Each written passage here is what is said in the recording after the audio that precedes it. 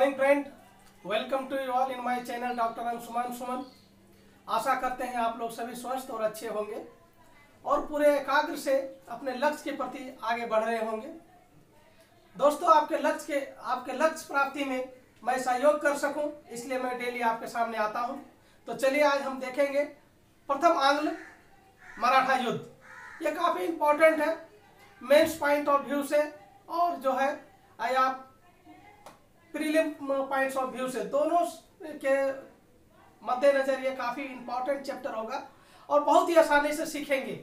हालांकि इसमें कंसेप्ट है जो कि बार बार लोगों को डाइवर्ट करता है, लेकिन जिस प्रकार से मैं आपको पहले पढ़ा दिया हूँ आप लोग को कोई तकलीफ नहीं होने वाला है। दोस्तों, जिस किसी ने पहली बार इस वीडियो को देखने की कोशिश किया है, मैं उनसे गुजारिश करूंगा कि पिछला वीडियो देखें, तभी जाकर आपको इसका मजा आएगा। चलिए देखते हैं। प्रथम आंग्ल मराठा युद्ध का शासन काल जो है 1775 से 1781 ईस्वी तक है। 6 साल तक ये मराठा युद्ध चला। पहला वाला किसके साथ? आंग्ल मतलब अंग्रेज के साथ चला। कितने साल? 6 साल, 75 से लेकर के 81। चलिए आप ही लोग खुद रिमाइंड कीजिए, इस समय क्या रहा होगा। 1761 ईस्वी में पानीपत का तृतीय युद्ध लड़ा था। उसके बाद से एक महान पेशवा का अभ्युदय हुआ जिसका नाम था माधवराव प्रथम, जिसने दिल्ली तक को जीता और उस पेशवा का आकस्मिक मृत्यु हो गया 1772 ईस्वी में। ठीक है दोस्तों।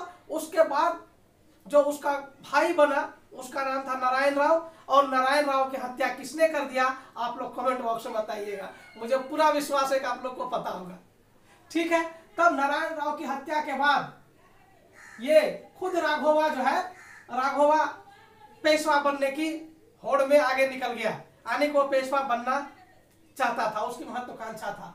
लेकिन वहां पे एक वीर योद्धा था नाना फडणवीस, जो कि कभी नहीं चाहता था कि कोई भी गैर कानूनी काम मराठा साम्राज्य में हो, क्योंकि पेशवा का पद वंशानुगत था।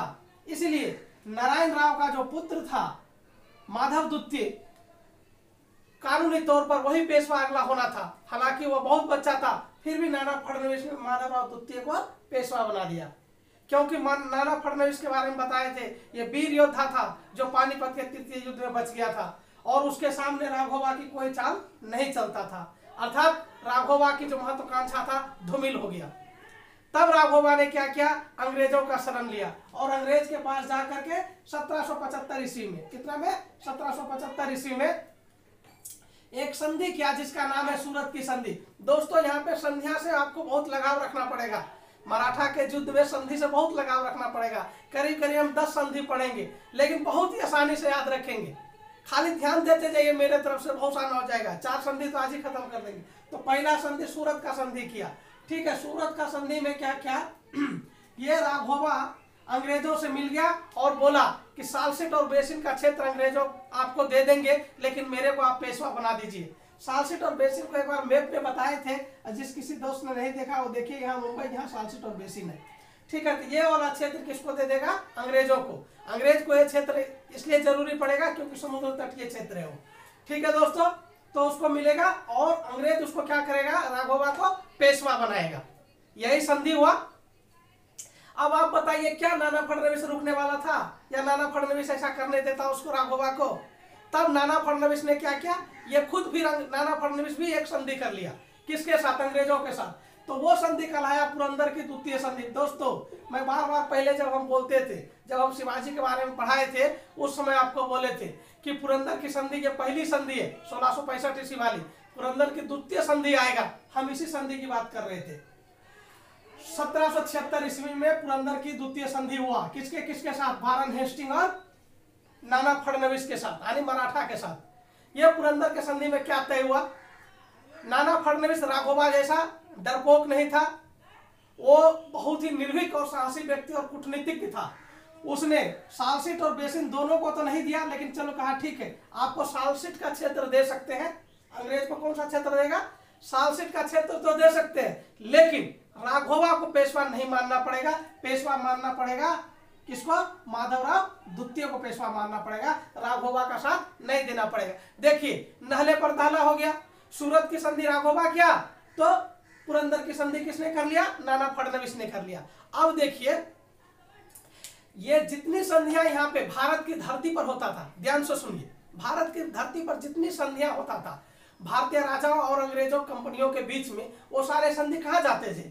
इंग्लैंड जाते थे, क्योंकि नियंत्रण वहीं से था।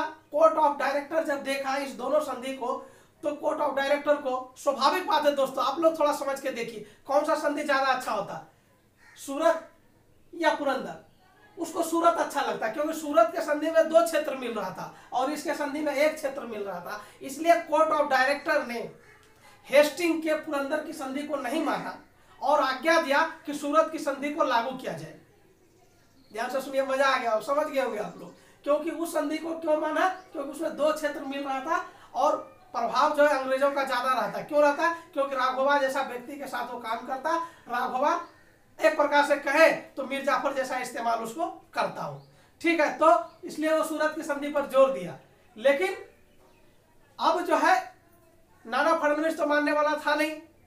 तब जो है क्या क्या, कंपनी की बंबई की जो सेना है उसको जो है राघोबा के तरफ,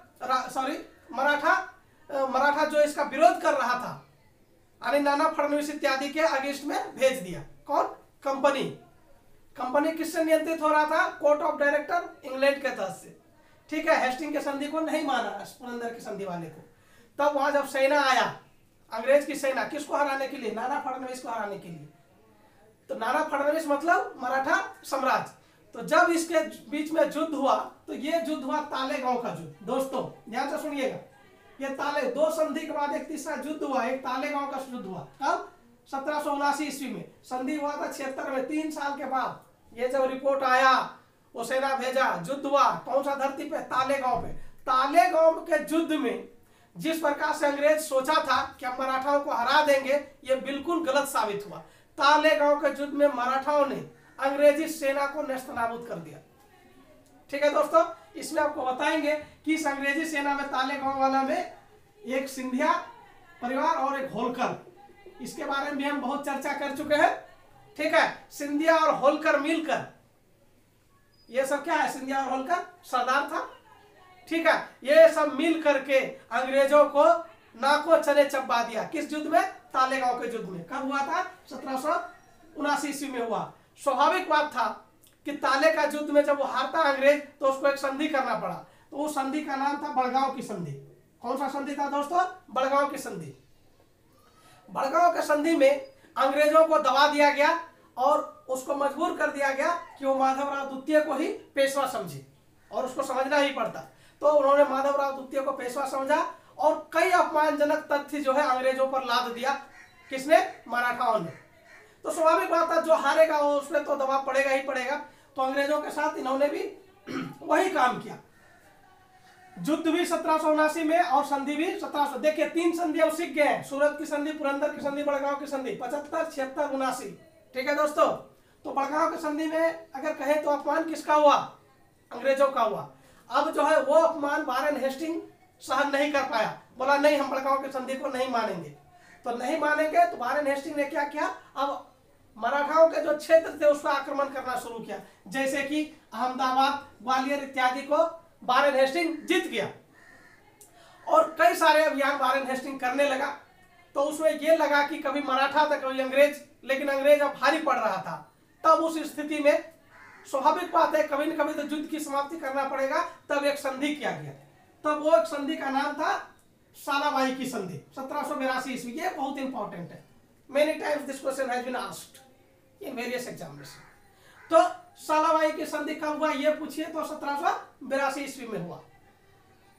यही संधि प्रथम आंग्ल मराठा युद्ध को समाप्त कर दिया। और दोस्तों इतना सा ही नहीं कहे, ये सिर्फ समाप्त नहीं किया, 20 साल तक अंग्रेज और मराठा शक्ति को शांत रखा। ये बहुत इंपॉर्टेंट संधि था और बहुत ही ज्यादा इस संधि का जो है परिणाम अच्छा रहा कि 20 साल तक आपस में युद्ध नहीं हुआ मराठा और अंग्रेज के बीच में। कौन सा संधि से समाप्त हुआ?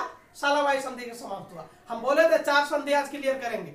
सूरत की संधि 1775, पुरंदर की द्वितीय संधि 1776, ठीक है, बड़गांव की संधि 1779 और सालाबाई की संधि 1782।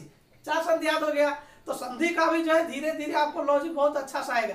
कहानी तो आप लोग को बहुत इजी से समझ में आ ही रहा है। चलिए, तो सालाबाई के संधि से क्वेश्चन पूछेगा कि सालाबाई किस संधि से प्रथम आंग्लो मराठा युद्ध समाप्त हुआ, तो सालाबाई के संधि से। कब हुआ? 1782 ईस्वी में हुआ। इस संधि में 3 प्रमुख पॉइंट को देखिए। इस संधि में अंग्रेज मान लिया कि माधवराव द्वितीय ही पेशवा बनेगा, तो आखिर राघोबा का क्या होगा? तो बोला राघोबा को पेंशन दे दीजिए। ठीक है दोस्तों, माधवराव द्वितीय को पेशवा बनाना और राघोबा को पेंशन दे दीजिए। और तीसरा बात, बेसिन और सालसेट, ये जो बात हुआ था यहाँ से, बेसिन सालसेट जो है अंग्रेजों को मिल जाएगा। ठीक है दोस्तों, तो इस प्रकार से आप जो समझ गए प्रथम आंग्ल मराठा युद्ध क्या था, ठीक है, क्या इसके चरण थे, कौन कौन सी संधियां हुआ। मुझे पूरा भरोसा है कि आप लोग बड़े अच्छे से सुने होंगे और बहुत ही बेहतर ढंग से आप समझ पाए होंगे। दोस्तों, अगर मेरा वीडियो अच्छा लगता है तो इसको सब्सक्राइब एवं शेयर कीजिए। Thank you very much.